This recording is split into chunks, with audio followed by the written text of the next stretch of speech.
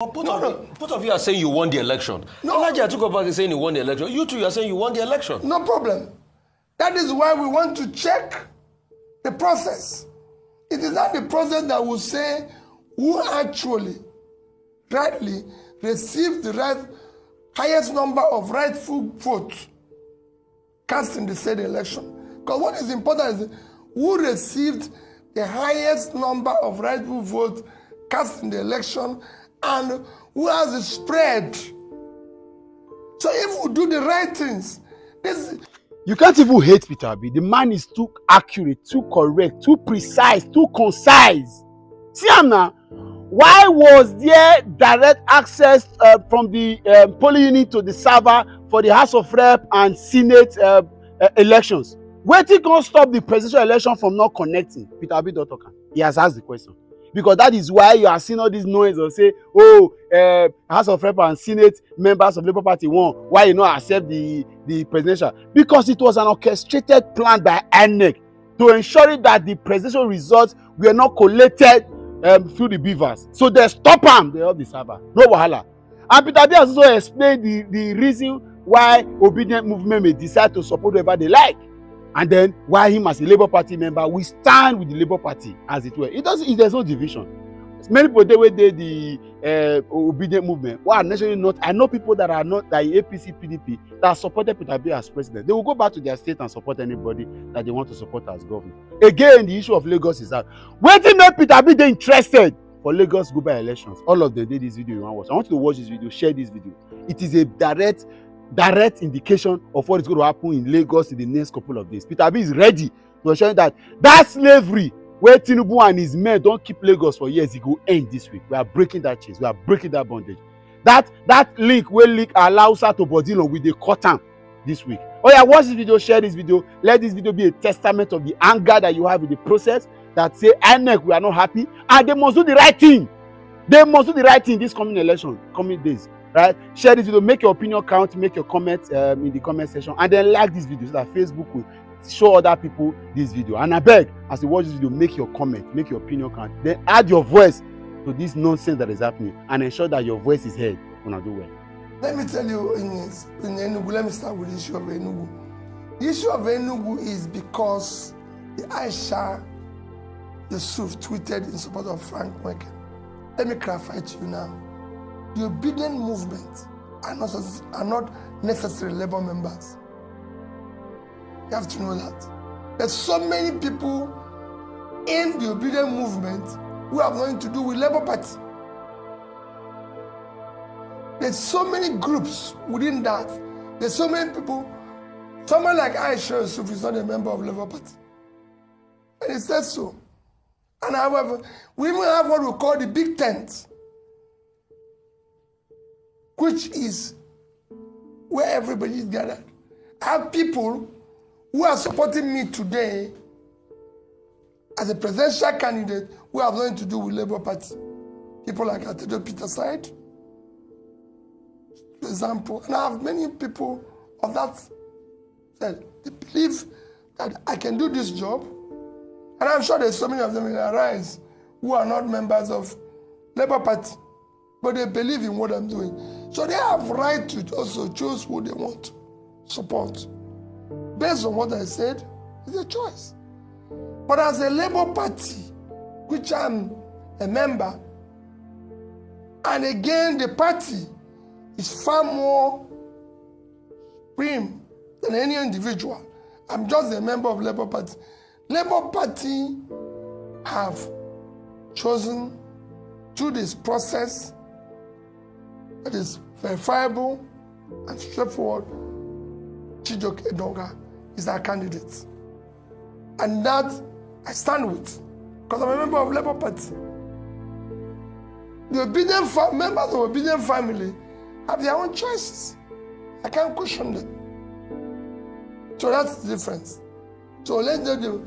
And then on the second question you asked about issue of whether National Assembly, they're not. Remember, INEC said House of Representatives was going from the through to the server, as rep was going through, but it's only presidential. So, by that, they have defined a process. They have accepted a process. Go and read their law. In the other two, they followed that process. In this one, something happened. They gave an excuse. We shouldn't be there. Because they know what they do. Okay. So let's come to Lagos. What's your support like for the Labour Party governorship candidate in Lagos? And also, there's been a dichotomy. In fact, at some point, they were saying there was going to be a possibility of the PDP, Labour Party, and a couple of other parties doing a deal in Lagos, but that has not fallen through now. There's also the Jandor factor. Jandor has been saying he's fought, godfatherism with the APC and all of that, that he was thinking, this was the time of the PDP. He's come here to argue a couple of times that most of the votes you got in Lagos were also PDP votes. I mean, what do you say about that dichotomy vis-a-vis your own Labour Party candidate in Lagos? Another question I'd like to ask you is this. In this our country where rule of law has been put on the background, that people don't even obey court judgment again. It might sound like a funny question, but in a case where a court judgment gets in your favor, maybe in the Supreme Court, and it's not obeyed, what happens? Because that's the kind of dichotomy and anarchy we've put on the land. And this your newfound friendship with the PDP. Are you people challenging this together? Have you been talking to Alhaji Atiku Abubakar? What have you people been saying to each other? Because both of your vice presidential candidates had a joint press conference together. Well, let me say this. There's no partnership between Labour Party and the PDP. Both of us are challenging a process that is wrong. That is acceptable.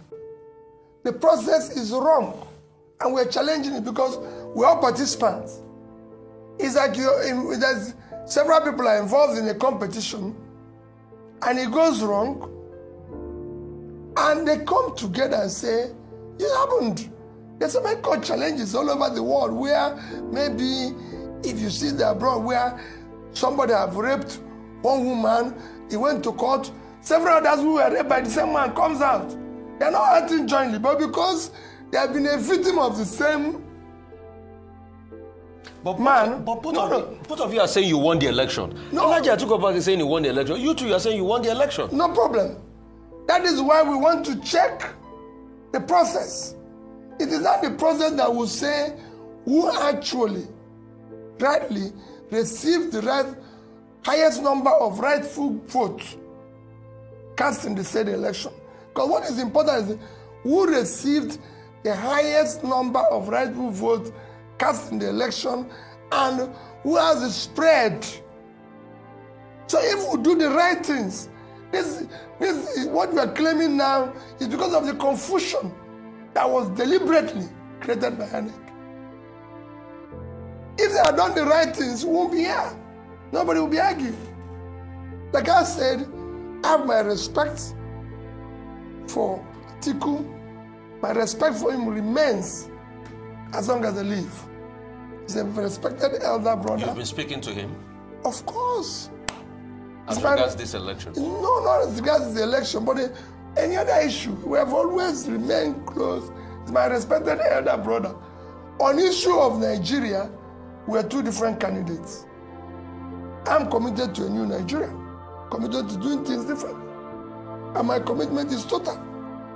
But my commitment does not in any way affect my respect for him or Tinubu. I will remain respectful to them. On issue of Lagos, the Labour candidate in Lagos remains the best candidate. Is true and thorough Lagosian from a family that everybody is well known. His educational background, his age, everything is not in question. And he has the right age and the right energy. And I support him 100%. So do I do whoever Labour candidate that will be choosing through the right process. I told you here that we don't have candidates everywhere. We have maybe 5, 6, or 7 candidates, and I support them. Wherever you see me not supporting our candidate, Labour Party, especially our chairman, must have maybe worked with them in partnership or somehow to be able to achieve what we achieved in the last election. And Labour as an institution is bigger than me. And I respect and take the ratings of the chairman. Because we want to build institutions so it will work. Even if I'm the leader, I believe in the institution. And I must respect the institution. That's some of the rascalities I saw in other parties that makes it not work. Because people think they are bigger than the party. I'm not bigger than Labour Party. Labour Party remains bigger, and also whatever directives. So I assure you, we support GRV, and I can tell you, he's a fantastic candidate. Okay, Mr. Obi, here is a friend of yours. I don't want to name him on television. Responding to the point you made about age. Maybe you want to clarify that. He says, remind Peter that if he's going by age, at 63 years, he himself isn't qualified. We should be talking about credibility and the characteristics of leadership, irrespective of age. 63 years. Who is 63? Well, that's what he's saying about you. I'm just reading what he sent to me. He said, it's not about age. The task of nation building is a mutual responsibility between the young and the old. The old contributing experience and maturity, and the young collaborating with audacity and diversity. In the USA, that he quotes, the use of age as a criterion for any job is considered discriminatory, just like religious and gender discrimination. So Peter Obi is out of place using age against his co-contestants. That's what this person said. Remember when I quoted age, I wasn't talking about myself. Remember? Yes, I didn't say so. They asked me that somebody said 40 years is too young for Lagos State. Yeah. That was when I said that people who are talking about age, that is them that are above 75 should actually retire. But let's not compare age in the US and here. Please. Ruben, in the US, life expectancy is 72.5 years. In Nigeria, life expectancy is 54. So at 70, you've actually passed 16 years.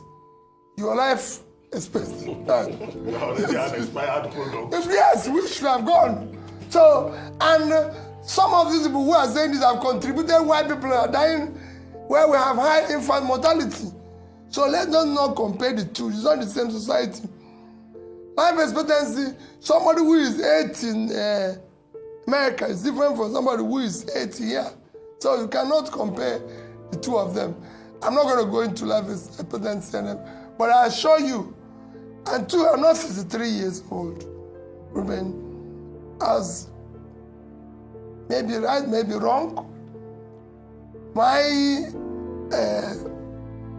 affidavit letter, which I say carry along, my mother gave me since 1970, is that I was born in July 19th, 1961. On what market day was it? So if anything is wrong, for the benefit of the man asking the question. if anything is wrong, I hold my mother responsible. But she's been a wonderful woman. I didn't have the privilege of my father giving me anything. So it's my mother who gave. So if you follow it, Ruben, I'm still going to be 62 in this July. So I'm not splitting, I'm not comparing the age and all that. But I assure you of my commitment is, and I listened to what he said, we need experience of age. But the age and the old have not used that experience. Rather, what they are doing is claiming experience in failure. They've not used it to progress the place. Rather, they tell you, do you know I've been doing this for 30 years? And so what? The place failed. How can you claim experience in failure? If you have been doing it for 30 years and we're in this mess, then you should actually cover yourself in shame. Not saying I've been around for 20 years. Thereby, it's my entitlement. No. You have to claim entitlement where things are progressing, where things are going well. And that's what it should be. Okay. Now, one of the reasons why the age conversation has come up, particularly with Gbadebo Rodsvivo in Lagos State, is also looking at his political experience. So beyond just his biological age, what some people have said is that he doesn't have that political heritage. He doesn't have that experience in governance and public service. I'd like you to speak to that, please, because it's beyond age. It's also the fact that, so you talked about the fact that he went to MIT, fantastic, Ivy League school. However, they're saying that if you're going to, govern a diverse, cosmopolitan city like Lagos, you would need more than an MIT certificate. What do you have to say to that? Which experience? When they talk about experience, my sister, when I was campaigning to be governor of Anambra State, I've never worked in government. I've never had anything to do with government. I was faced with the same thing. I was his age. I was just about, I started campaigning in 2003. 2001, I was just 39. By the time that the election took place, I was 41, 42. So I was at that age. And it was the same thing. People were saying, hey, who is he? He has never worked in government before. He has not done this before. The only experience they can claim is the same experience of corruption, experience of stealing, experience of doing the wrong thing. In fact, at times it's good to bring somebody who doesn't have that experience so he can clean up the mess. I came in without that experience, and when they wanted to teach me that experience, I told them they are wrong. I recall telling my people to ask me, why will government of Anambra State have a lodge in Abuja? They said, because every state have it.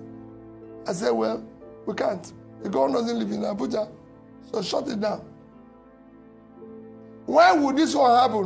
Why is government going to have 18 guest houses? They say because that's the problem, because you have guests. These are things we shut down and made us have the money to do the work. So the experience they have is the experience I'm trying to, that's the structure they're telling you about. What you saw is challenging now is the structure that we are saying we have no structure, we have no structure. That's the experience. As far as I'm concerned, he's at the right age, the right energy, the right educational background. Whatever there is that you think is lacking, because of his exposure and everything, he will be able to read it. A job of a leader is always listening and learning. And I did that, and we succeeded. Listen to the people, do what they want, prove your integrity, and look at your background, where you're coming from. Remember that if you steal, it's going to show in the alumni listen of MIT that you're not a thief. Okay, real quickly, so just to get it clear, you were born in 1961, that means you're going to be 62 this year. Yeah. Secondly, I'd like to ask, what is now the level of your relationship with Governor Soludo of Anambra State? Because we remember the brouhaha about the letter that was written then. We remember all that transpired. And the fact that the words were, oh, you are not prepared, you are probably going to hinder, the Igbo chance and things like that and all of that. And what's your reaction to people that call you an Igbo presidential candidate? I win only 2 states. Eh? I win only 2 states.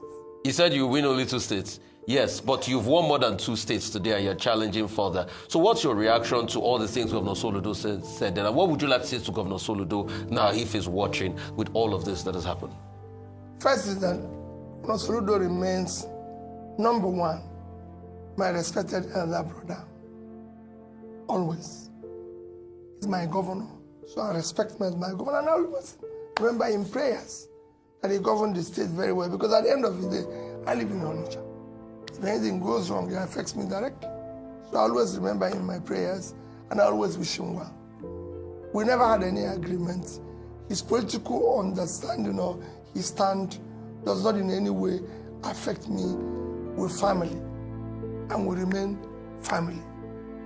And I will never in any way make comments, everything. Whatever what he said, like I said when he said it, that he's a professor and a trader. So two of us have different ways of reasoning. You can't expect a professor, a trader to be thinking like a professor. Neither will a professor, but that's where we are. So there's no problem between the two of us. We are friends and we remain so. Well, for this, on the other, it's what you mentioned about the issue of age. I'm not against age. If you're 70 and you're healthy and everything, I only said age should not be used, especially to talk about inexperience. I'm also saying that age at certain times should be used to say you can no longer physically, because the job requires physical energy. I can tell you, go and ask those who know me very well, I used to go travel to London and back here 3 times in a week. I arrive in the morning, come back in the evening, arrive in the morning, come back in the evening. Today it's not possible. I was doing it when I was 30s, up to 40. Today I probably need to break it. So if I get to 70 something, it won't be the same.